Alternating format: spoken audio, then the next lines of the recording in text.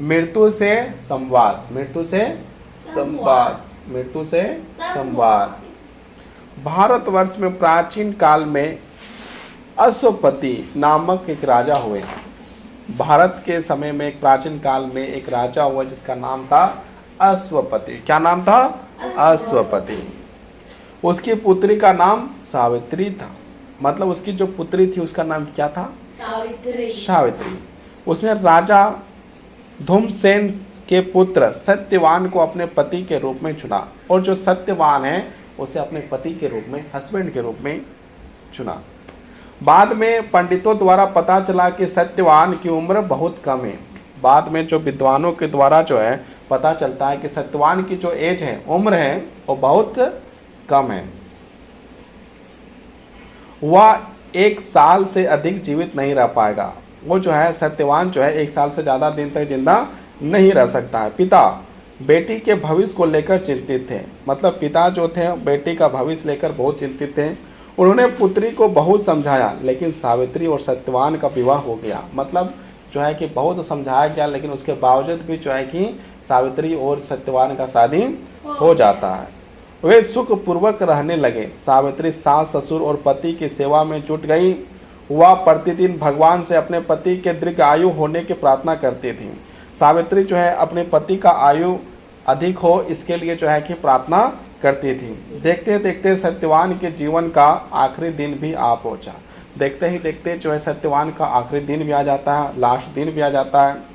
सत्यवान लकड़ी काटने के लिए जंगल जाने को तैयार हुआ तो सावित्री बोली, मैं भी आपके साथ चलूंगी। मतलब जब सत्यवान लकड़ी काटने के लिए जंगल जाने लगा तो उस समय सावित्री बोलती है कि मैं भी जो है आपके साथ जाऊंगी।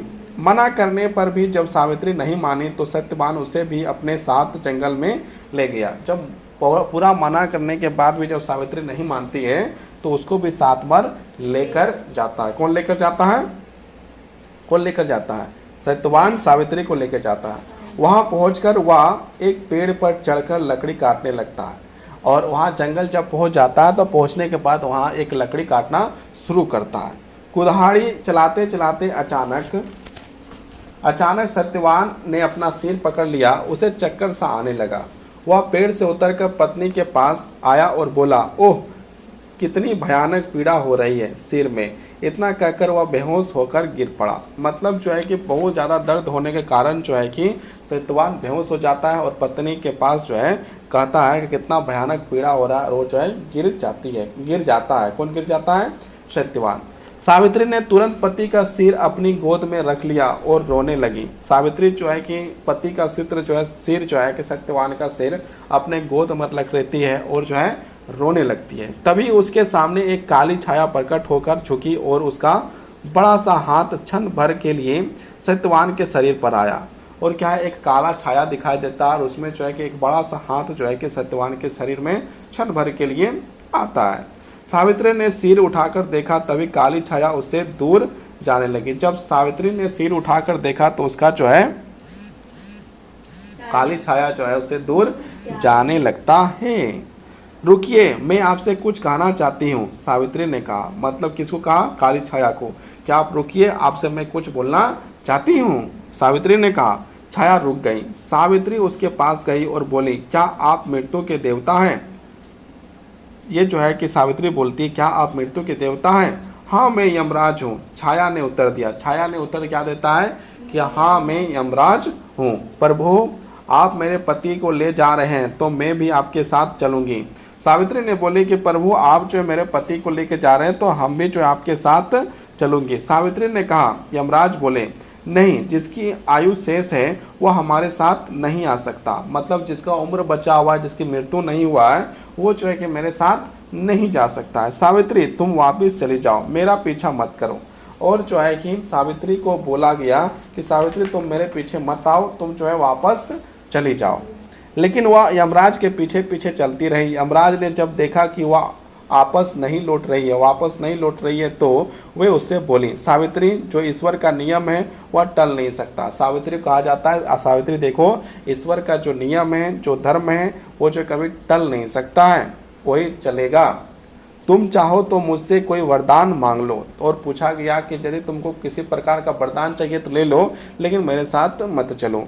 सत्यवान के जीवन को छोड़कर कुछ भी मांग लो। उस समय बोलती है वह काली छाया बोलती है कि तुम जो है, यमराज बोलते हैं कि जो है कि तुम सत्यवान के जीवन को छोड़कर बाकी तुमको जो मांगना है मांग लो, मैं तुम्हें अवश्य दूंगा। सावित्री ने कुछ सोचा और बोली, अच्छी बात है, आप तो जानते ही हैं कि मेरे ससुर राज धोखे से छीन लिया गया। उसके जो ससुर था, सावित्री का जो ससुर और सास थे, तो ससुर का जो राज जो है कि धोखे से छीन लिया गया था। मैं चाहती हूँ कि वह उन्हें वापस मिल जाए, मैं चाहती हूँ कि वो जो है राज जो है उसे वापस मिल जाए। तथा वस्तु कहकर यमराज आगे बढ़ गए। तथा वस्तु देकर, आशीर्वाद देकर यमराज जो है आगे बढ़ने लगते हैं। कुछ दूर जाने पर उन्होंने पीछे मुड़कर देखा तो सावित्री अभी भी पीछे चलती आ रही है। कुछ दूर आगे बढ़कर देखा जाता है तो यमराज देखते हैं कि सावित्री अभी भी जो उसके पीछे पीछे आते चली जा रही है। यमराज ने कहा, तुम चाहती क्या हो? यदि आपने पति का जीवन चाहती हो तो इसका विचार त्याग दो। मतलब यदि तुम चाहती हो कि मेरा पति जिंदा हो जाए, इस प्रकार का यदि सोच रही हो तो ये मत सोचो और तुम जो है कि ये विचार जो त्याग दो, क्योंकि यह संभव नहीं, ये जो है कि संभव नहीं है। यम ना तो अपना वचन तोड़ता है और ना ही किसी का जीवन लौटाता है। यम जो है ना तो अपना वचन तोड़ता है और ना ही जो है क्या है किसी का जीवन वापस करता है। अच्छा, तुम मुझसे एक वरदान और मांग लो और मेरा पीछा करना छोड़ दो। और यमराज कहते हैं कि आप जो है कि एक वरदान और मांग लो और मेरा पीछा करना जो आप छोड़ दो। सावित्री कुछ क्षण रोक कर बोली, मेरे ससुर का राज तो अपने लौटा दिया, लेकिन एक नेत्रहीन आदमी राज लेकर क्या करेगा?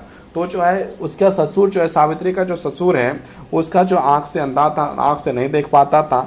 तो मतलब क्या है कि आपने राज तो लौटा दिया, लेकिन राज लौटा देने से क्या होगा? वो देख ही नहीं सकता है। तो यमराज मुस्कुराकर बोले, तुम्हारे ससुर की आंख बिल्कुल ठीक हो जाएगी। मतलब बोला गया कि आपका जो ससुर है उसका आंख जो है कि पूरे का पूरा अच्छा हो जाएगा, बिल्कुल ठीक हो जाएगी। यह कहकर यमराज चलने लगे तो सावित्री ने फिर कहा, प्रभु अपने पति और ससुर के अपने पिता और ससुर के राज्यों की उत्तराधिकारी मैं ही हूँ। मतलब जो है उसके जो ससुर हो और पिता हो तो उसका एक पुत्र थी, तो उसका भी उत्तराधिकारी वही थी, और ससुर के भी जो है और पिता के दोनों का उत्तराधिकारी सावित्री ही थी। मेरे बाद इन दोनों राज्यों का कोई शासक नहीं होगा। मेरे पिता और ससुर के वंशों का क्या होगा? यमराज ने कहा, मैं तुम्हें वरदान देता हूँ कि तुम्हारे 100 पुत्र होंगे और वे दोनों वंशों को चलाएंगे। मतलब बोला गया कि तुम्हारा जो 100 बेटा होगा, वंश होगा, पुत्र होंगे, और ये जो है दोनों वंशों को चलाएगा, पिता वाला भी चलाएगा और जो है आपका ससुर वाला चलाएगा। यमराज का इतना कहना था कि सावित्री का चेहरा खुशी से चमकने लगा, उनकी आंखों से आंसू गायब हो गए। उसने कहा, प्रभु आपने मुझे 100 पुत्रों का वरदान तो दे दिया, लेकिन मेरे पति को अपने साथ लिए जा रहे हैं, पति के बिना पुत्र कैसे होंगे? यमराज चकित होकर सावित्री को देखने लगे। वे सावित्री की बातों में फंस चुके थे। सावित्री के बातों से जो यमराज पूरी तरह से फंस चुके थे। यमराज ने प्रतिवर्ता सावित्री को मन ही मन प्रणाम किया और हार स्वीकार कर ली। सत्यवान आंखें मलता हुआ उठ बैठा। यमराज ने जो जो वरदान सावित्री को दिए थे सब पूरे हुए। सावित्री ने अपने दृढ़ संकल्प से असंभव काम को संभव कर दिया। जो किसी प्रकार का संभव नहीं दिखा रहा था, असंभव कार्य था, उस काम को जो है संभव कर देती है। कौन कर देती है? सावित्री।